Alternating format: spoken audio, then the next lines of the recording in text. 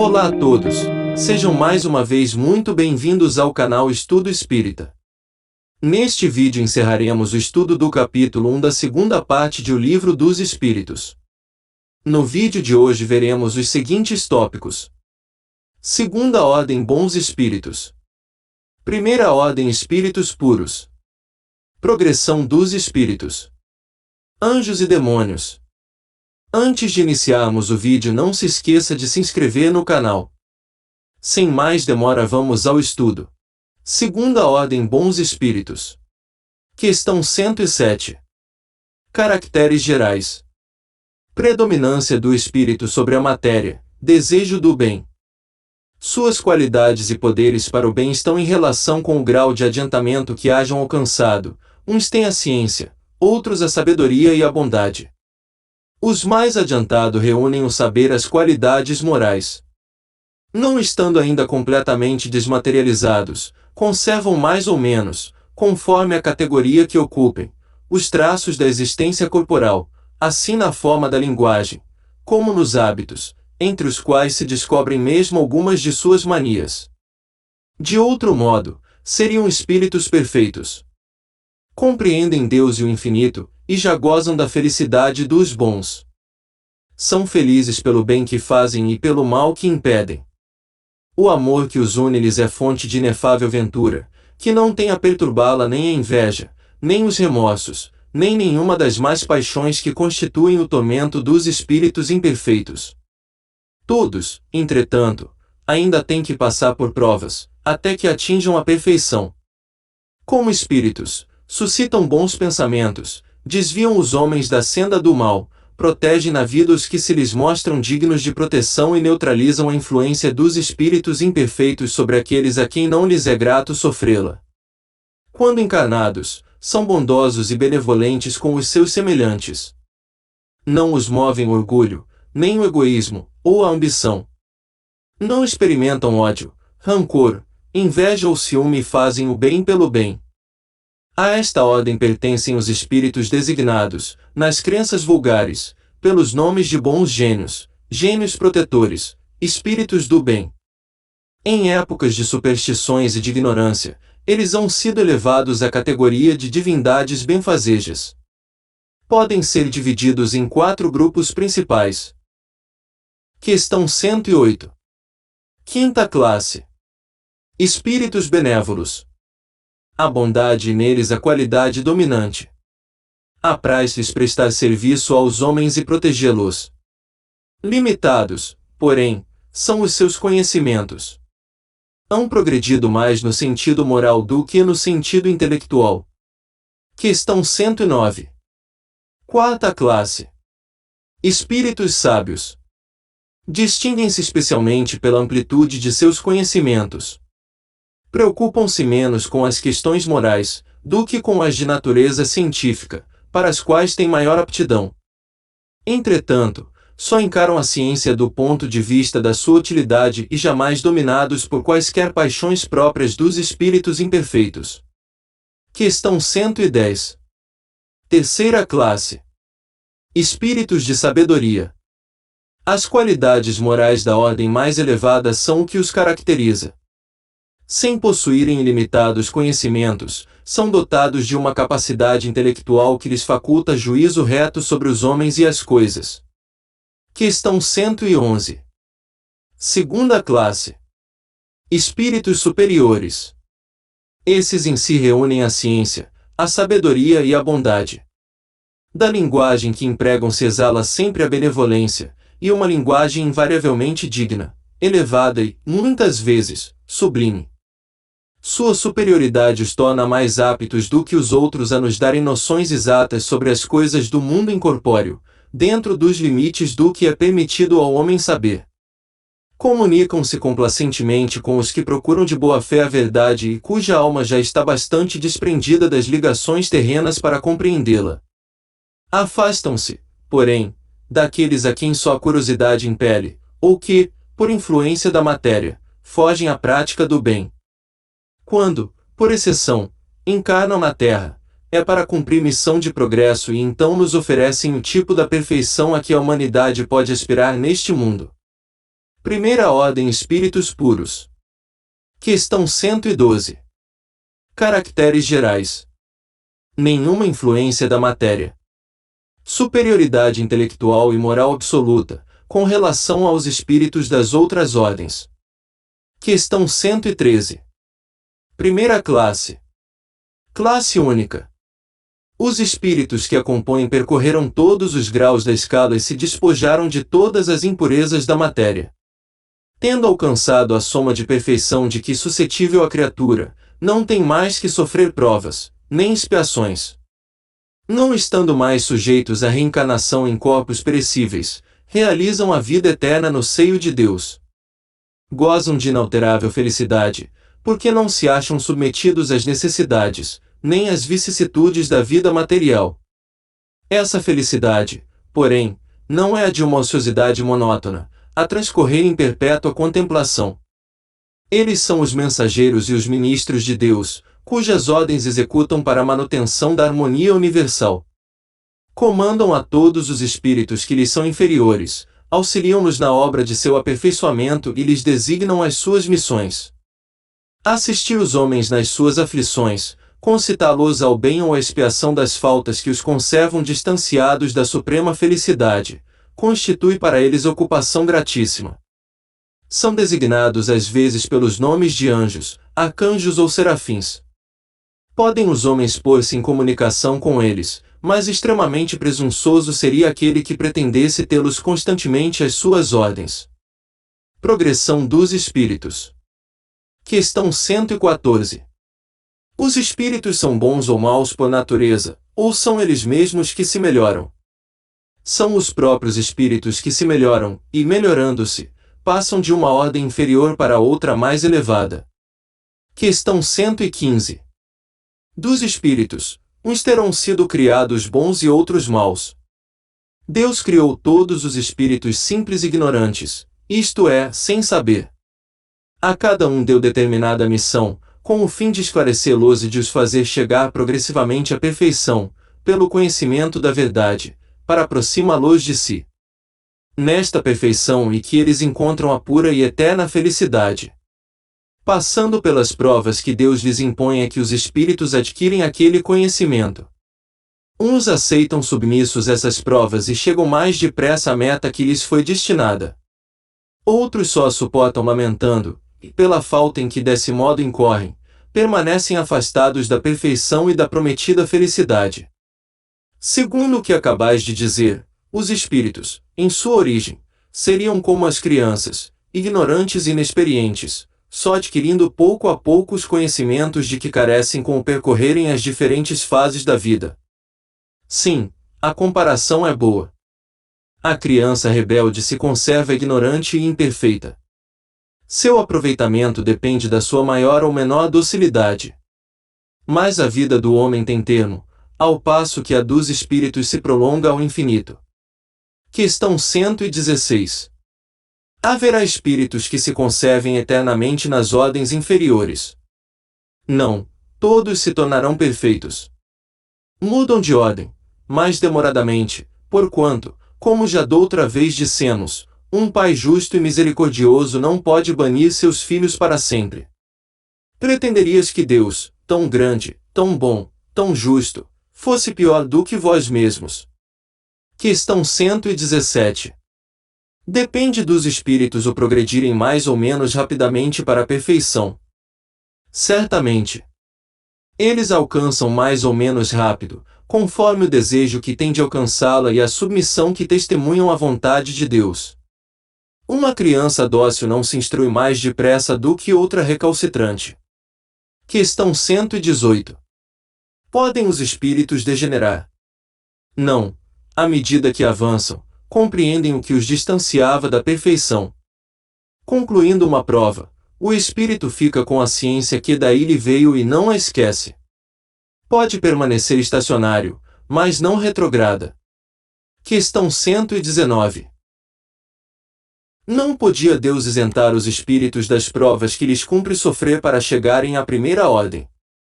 Se Deus os houvesse criado perfeitos, nenhum mérito teriam para gozar dos benefícios dessa perfeição. Onde estaria o merecimento sem a luta? Demais, a desigualdade entre eles existente é necessária às suas personalidades. Acresce ainda que as missões que desempenham nos diferentes graus da escala estão nos desígnios da providência, para a harmonia do universo. Pois que, na vida social, todos os homens podem chegar às mais altas funções, seria o caso de perguntar-se por que o soberano de um país não faz de cada um de seus soldados um general, por que todos os empregados subalternos não são funcionários superiores, por que todos os colegiais não são mestres. Ora, entre a vida social e a espiritual há esta diferença, enquanto a primeira é limitada e nem sempre permite que o homem suba todos os seus degraus, a segunda é indefinida e a todos oferece a possibilidade de se elevarem ao grau supremo. Questão 120. Todos os espíritos passam pela fieira do mal para chegar ao bem. Pela fieira do mal não, pela fieira da ignorância. Questão 121. Por que alguns espíritos seguiram o caminho do bem e outros o do mal? Não têm eles o livre-arbítrio. Deus não os criou maus, criou-os simples e ignorantes, isto é, tendo tanta aptidão para o bem quanto para o mal. Os que são maus, assim se tornaram por vontade própria. Questão 122. Como podem os espíritos, em sua origem, quando ainda não têm consciência de si mesmos, gozar da liberdade de escolha entre o bem e o mal? Há neles algum princípio, qualquer tendência que os encaminhe para uma senda de preferência a outra. O livre-arbítrio se desenvolve à medida que o espírito adquire a consciência de si mesmo. Já não haveria liberdade, desde que a escolha fosse determinada por uma causa independente da vontade do espírito. A causa não está nele, está fora dele, nas influências a que cede em virtude da sua livre vontade. É o que se contém na grande figura emblemática da queda do homem e do pecado original. Uns cederam à tentação, outros resistiram. Donde vêm as influências que sobre ele se exercem? Dos espíritos imperfeitos, que procuram apoderar-se dele, dominá-lo, e que rejubilam com o fazê-lo sucumbir. Foi isso que se intentou simbolizar na figura de Satanás. Tal influência só se exerce sobre o espírito em sua origem. Acompanha na sua vida de espírito, até que haja conseguido tanto império sobre si mesmo, que os maus desistem de obsediá-lo. Questão 123. Por que a Deus permitido que os espíritos possam tomar o caminho do mal? Como ousais pedir a Deus contas de seus atos? Supondes poder penetrar-lhe os desígnios? Podeis, todavia, dizer o seguinte: a sabedoria de Deus está na liberdade de escolher que ele deixa a cada um, porquanto assim, cada um tem o mérito de suas obras. Questão 124. Pois que há espíritos que desde o princípio seguem o caminho do bem absoluto e outros o do mal absoluto, deve haver, sem dúvida, gradações entre esses dois extremos. Não. Sim, certamente, e os que se acham nos graus intermédios constituem a maioria. Questão 125. Os espíritos que enveredaram pela senda do mal poderão chegar ao mesmo grau de superioridade que os outros. Sim, mas as eternidades lhes serão mais longas. Por estas palavras, as eternidades, se deve entender a ideia que os espíritos inferiores fazem da perpetuidade de seus sofrimentos, cujo termo não lhes é dado ver, ideia que revive todas as vezes que sucumbem numa prova. Questão 126. Chegados ao grau supremo da perfeição, os espíritos que andaram pelo caminho do mal têm aos olhos de Deus menos mérito do que os outros.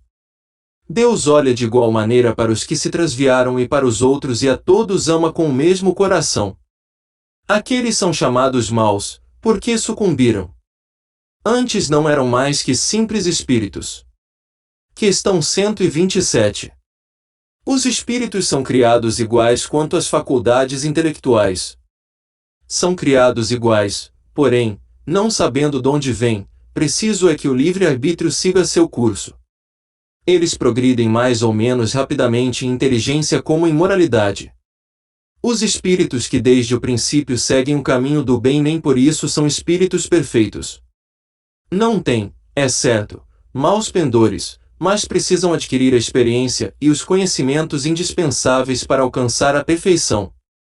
Podemos compará-los a crianças que, seja qual for a bondade de seus instintos naturais, necessitam de se desenvolver e esclarecer e que não passam, sem transição, da infância à madureza. Simplesmente, assim como há homens que são bons e outros que são maus desde a infância, também há espíritos que são bons ou maus desde a origem, com a diferença capital que a criança tem inteiramente formado, enquanto ao e toma uma ou outra direção, por efeito do seu livre-arbítrio. Anjos e demônios. Questão 128. Os seres a que chamamos anjos, arcanjos, serafins, formam uma categoria especial, de natureza diferente da dos outros espíritos. Não, são os espíritos puros, os que se acham no mais alto grau da escala e reúnem todas as perfeições. A palavra anjo desperta geralmente a ideia de perfeição moral. Entretanto, ela se aplica muitas vezes à designação de todos os seres, bons e maus, que estão fora da humanidade. Disse, o anjo bom e o anjo mau, o anjo de luz e o anjo das trevas. Neste caso, o termo é sinônimo de espírito ou de gênio. Tomamo-lo aqui na sua melhor acepção. Questão 129. Os anjos hão percorrido todos os graus da escala. Percorreram todos os graus, mas do modo que havemos dito, uns, aceitando sem murmurar suas missões, chegaram depressa, outros, gastaram mais ou menos tempo para chegar à perfeição. Questão 130. Sendo errônea a opinião dos que admitem a existência de seres criados perfeitos e superiores a todas as outras criaturas, como se explica que essa crença esteja na tradição de quase todos os povos? Fica sabendo que o mundo onde te achas não existe de toda a eternidade e que, muito tempo antes que ele existisse, já havia espíritos que tinham atingido o grau supremo. Acreditaram os homens que eles eram assim desde todos os tempos. Questão 131. Há demônios, no sentido que se dá a esta palavra. Se houvesse demônios, seriam obra de Deus. Mas, porventura, Deus seria justo e bom se houvera criado seres destinados eternamente ao mal e a permanecerem eternamente desgraçados. Se há demônios, eles se encontram no mundo inferior em que habitais e em outros semelhantes. São esses homens hipócritas que fazem de um Deus justo um Deus mau e vingativo e que julgam agradá-lo por meio das abominações que praticam em seu nome. A palavra demônio não implica a ideia de espírito mau, senão na sua acepção moderna, porquanto o termo grego daimon, donde ela derivou, significa gênio, inteligência e se aplicava aos seres incorpóreos, bons ou maus, indistintamente. Por demônios, segundo a acepção vulgar da palavra, se entendem seres essencialmente malfazejos. Como todas as coisas, eles teriam sido criados por Deus. Ora, Deus, que é soberanamente justo e bom, não pode ter criado seres prepostos, por sua natureza, ao mal e condenados por toda a eternidade. Se não fossem obra de Deus, existiriam, como ele, desde toda a eternidade, ou então haveria muitas potenciais soberanas. A primeira condição de toda doutrina é ser lógica. Ora, a dos demônios, no sentido absoluto, falta esta base essencial. Concebe-se que povos atrasados, os quais, por desconhecerem os atributos de Deus, admitem em suas crenças divindades maléficas, também admitam demônios, mas é ilógico e contraditório que quem faz da bondade um dos atributos essenciais de Deus, suponha haver ele criado seres destinados ao mal e a prática-lo perpetuamente, porque isso equivale a lhe negar a bondade. Os partidários dos demônios se apoiam nas palavras do Cristo. Não seremos nós quem conteste a autoridade de seus ensinos, que desejáramos ver mais no coração do que na boca dos homens, porém estarão aqueles partidários certos do sentido que ele dava a esse vocábulo. Não é sabido que a forma alegórica constitui um dos caracteres distintivos da sua linguagem. Dever-se-á tomar ao pé da letra tudo o que o Evangelho contém. Não precisamos de outra prova além da que nos fornece esta passagem. Logo após esses dias de aflição, o sol escurecera e a lua não mais dará sua luz, as estrelas cairão do céu e as potências do céu se abalarão. Em verdade vos digo que esta geração não passará, sem que todas estas coisas se tenham cumprido. Mateus, capítulo 24, versículos 29 e 34. Não temos visto a ciência contraditar a forma do texto bíblico, no tocante à criação e ao movimento da terra. Não se dará o mesmo com algumas figuras de que se serviu Cristo, que tinha de falar de acordo com os tempos e os lugares. Não é possível que ele haja dito conscientemente uma falsidade. Assim, pois, se nas suas palavras há coisas que parecem chocar a razão, e que não as compreendemos bem, ou as interpretamos mal. Os homens fizeram com os demônios o que fizeram com os anjos. Como acreditaram na existência de seres perfeitos desde toda a eternidade, tomaram os espíritos inferiores por seres perpetuamente maus. Por demônios se devem entender os espíritos impuros, que muitas vezes não valem mais do que as entidades designadas por esse nome, mas com a diferença de ser transitório o estado deles. São espíritos imperfeitos, que se rebelam contra as provas que lhes tocam e que, por isso, as sofrem mais longamente, porém que, a seu turno, chegarão a sair daquele estado, quando quiserem. Poder-se-ia, pois, aceitar o termo demônio com esta restrição. Como o entendem atualmente, dando-se-lhe um sentido exclusivo, ele induziria em erro, com o fazer crer na existência de seres especiais criados para o mal. Satanás é evidentemente a personificação do mal sob forma alegórica, visto não se pode admitir que exista um ser mau a lutar, como de potência a potência, com a divindade e cuja única preocupação consistisse em lhe contrariar os desígnios. Como precisa de figuras e imagens que lhe impressionem a imaginação. O homem pintou os seres incorpóreos sob uma forma material, com atributos que lembram as qualidades ou os defeitos humanos. É assim que os antigos, querendo personificar o tempo, o pintaram com a figura de um velho munido de uma foice e uma ampulheta. Representa-lo pela figura de um mancebo fora contrassenso. O mesmo se verifica com as alegorias da fortuna, da verdade, etc. Os modernos representaram os anjos, os puros espíritos, por uma figura radiosa, de asas brancas, emblema da pureza, e Satanás com chifres, garras e os atributos da animalidade, emblema das paixões vis. O vulgo, que toma as coisas ao pé da letra, viu nesses emblemas individualidades reais, como vira outrora Saturno na alegoria do tempo. Assim chegamos ao fim deste capítulo. Antes de fechar o vídeo, não se esqueça de se inscrever no canal e de deixar um like, isso nos ajuda muito. Nos vemos no próximo vídeo. Até lá!